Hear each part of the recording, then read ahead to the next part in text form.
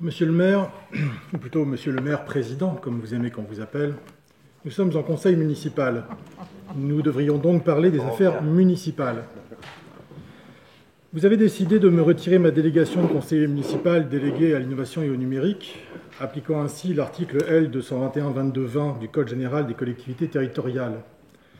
Article qui précise que le maire peut retirer la délégation d'un élu s'il existe, je cite, des dissensions ou des divergences de vues entre eux quant à la bonne marche de l'administration communale. Rien d'autre. Ainsi donc, vous dites publiquement que nous avons des dissensions ou des divergences de vues quant à la bonne marche de l'administration communale. Pourtant, au cours de cette première année de mandat, qui est ma première année de mandat tout court, puisque c'est la première fois de ma vie que je suis élu local, vous ne m'avez jamais adressé aucune remarque montrant cette divergence quant à la bonne marche de l'administration communale. Nous avons eu des divergences politiques, sur la 5G notamment. Mais sur la bonne marche de l'administration communale, je ne crois pas que vous ne m'ayez jamais adressé aucune remarque. Et plusieurs élus de votre majorité m'ont même remercié pour mes apports.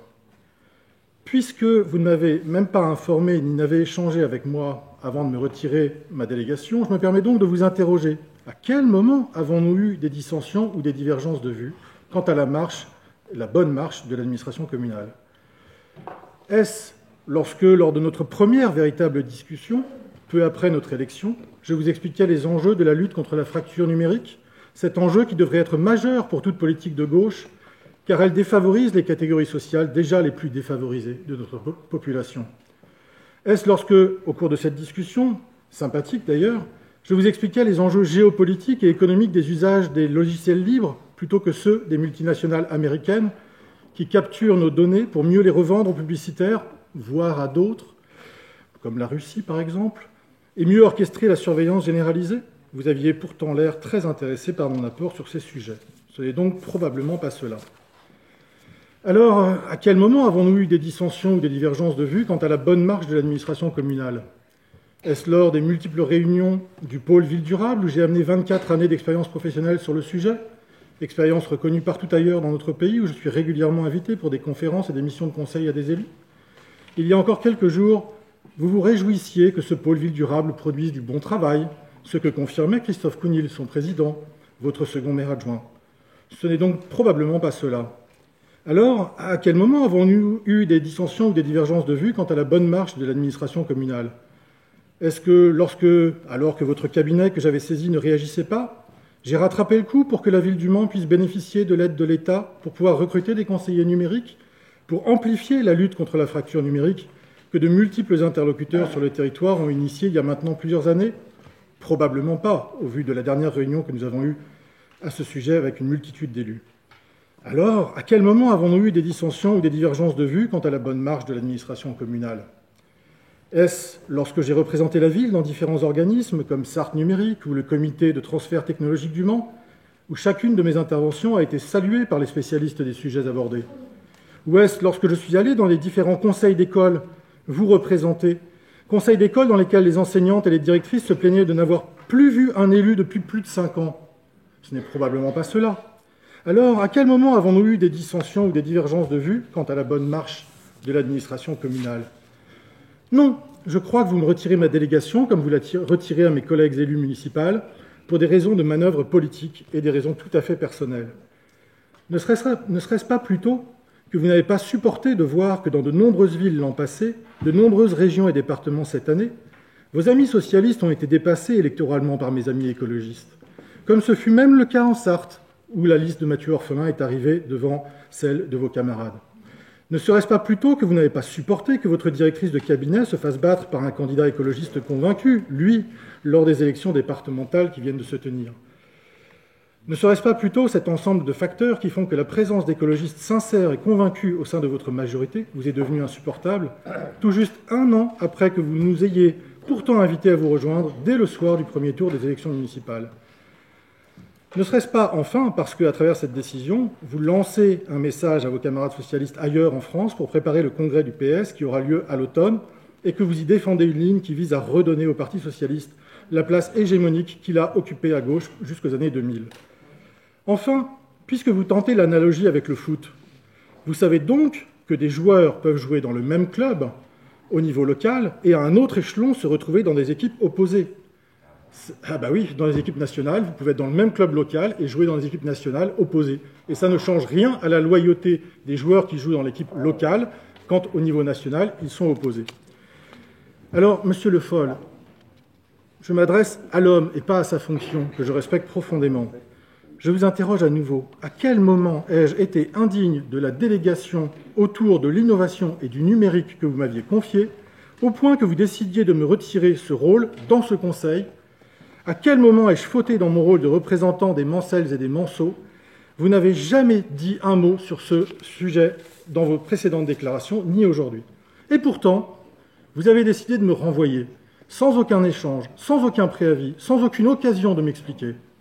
Ainsi, vous avez usé d'une pratique que le plus cruel des patrons n'oserait pas employer, de peur de se faire condamner par un tribunal pour licenciement abusif. Est-ce cela, la gauche dont vous vous réclamez? Mais vous faites pire que le rêve les plus osés du président du syndicat patronal qu'est le MEDEF. Chers élus, chers collègues du conseil municipal, vous en avez désormais la preuve. Au sein de ce conseil, M. Le Foll fait régner une justice expéditive. Vous serez condamné sans avoir été entendu un jour en l'apprenant dans la presse. Monsieur Stéphane Le Foll, au regard de ce que je constate de vos pratiques, je suis arrivé au Mans en 2019, je n'avais aucun avis sur vous, je vous avais même jamais rencontré. Donc je n'avais pas d'avis personnel sur vous. Mais depuis un an que nous travaillons ensemble, et avec votre plus proche conseillère, je suis ravi en réalité que vous me retiriez et que vous nous retiriez ces délégations, et ce faisant, que vous nous invitiez à rejoindre votre opposition municipale. Parce que vos pratiques politiques ne sont pas les miennes. J'ai un respect du scrutin, j'ai une loyauté vis-à-vis des électeurs, et par cette décision inique, vous faites exactement l'inverse. Au sein de l'opposition dans laquelle je rentre donc aujourd'hui, et dans laquelle rentrent mes collègues élus écologistes, nous saisirons chaque occasion de souligner combien votre écologie n'est qu'une social-démocratie ripollinée de vert. Vous n'avez pas encore saisi, et vous venez encore de le répéter, l'ampleur du désastre climatique qui s'annonce. Et vous pensez encore qu'on va pouvoir continuer comme si de rien n'était, à coup de croissance verte, à coup de progrès, avec des guillemets, que vous appelez croissance sûre. Ce faisant, vous êtes comme le commandant du Titanic, ordonnant à l'orchestre de continuer à jouer, malgré le danger que court l'ensemble du navire. Au sein de cette opposition, nous saisirons chaque occasion de défendre nos convictions les plus profondes, celles d'une écologie joyeuse, d'une écologie qui chamboule les idées reçues, mais aussi d'une écologie qui ose affronter la réalité à laquelle nous devons tous collectivement faire face. Au sein de cette opposition, nous expliquerons inlassablement pourquoi, pour que nos anciens et nos enfants puissent continuer à vivre dans un monde accueillant et agréable, il nous faut piétonniser notre ville, y favoriser la marche, le vélo, les transports en commun, tout en y limitant drastiquement la circulation automobile. Car faire quelques couloirs de bus à coups de millions ne suffira pas à ce que le Mans ne crève pas de chaud dans 20 ou 30 ans. Ce faisant, nous aiderions aussi immédiatement à assurer la sécurité des plus faibles, les enfants, les personnes âgées, qui ne risqueraient plus de se faire renverser par une auto trop puissante, comme c'est encore malheureusement arrivé lundi à une dame de 73 ans. Au sein de ce conseil municipal, désormais, notre rôle consistera à alerter sur la disproportion des engagements que vous avez pris, notamment en faveur de l'hydrogène, cette espèce de miracle technologique que vous vantez régulièrement, qui transformerait du plomb en or, peut-être, d'ici 30 ans. Et si ça ne marche pas, eh bien, à en croire des centaines de milliers de scientifiques dans le monde, il sera trop tard pour faire autre chose. Le climat sera définitivement insupportable pour les humains. Au sein de ce conseil municipal, nous défendrons une décroissance qu'il nous faut collectivement assumer. Une décroissance qui est souhaitable si nous voulons assurer un futur vivable à nos enfants. Et même à une grande partie des gens qui sont présents dans cette salle aujourd'hui. Car les menaces qui pèsent sur nous et sur le climat de notre planète, c'est l'endroit où nous habitons, c'est 2030, c'est 2040, c'est 2050, et donc la plupart d'entre nous seront encore vivants dans un climat qui sera devenu insupportable pour l'humanité. Nous défendrons une décroissance inventive fondée sur le lien humain, sur le plaisir de prendre le temps, sur la joie de pouvoir se consacrer à ses proches et à ses amis plutôt qu'à courir après la montre dans un monde qui ne nous laisse plus respirer au sens littéral du terme comme au sens figuré.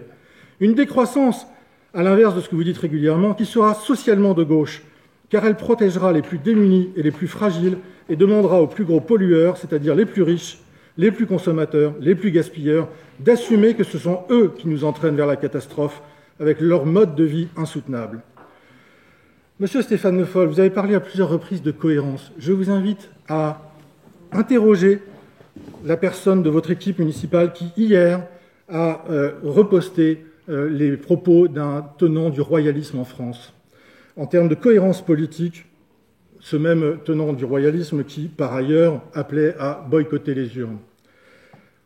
Enfin, pour conclure, monsieur Stéphane Le Foll, en réalité, je vous remercie de nous démettre de nos délégations sans véritable raison de fond ni même de forme. Cette décision n'est que petite politique politicienne. Elle concerne le PS et uniquement le PS. L'avenir de notre ville n'est pas ce qui vous anime ici, et c'est bien triste, car nous sommes en conseil municipal et c'est notre rôle de défendre l'avenir de notre ville. Dont acte, nous entrons dans l'opposition et nous y défendrons nos convictions et l'avenir que nous souhaitons pour Le Mans, pour une société plus juste, plus éthique, plus respectueuse des uns et des autres. Rendez-vous à la rentrée pour ce faire.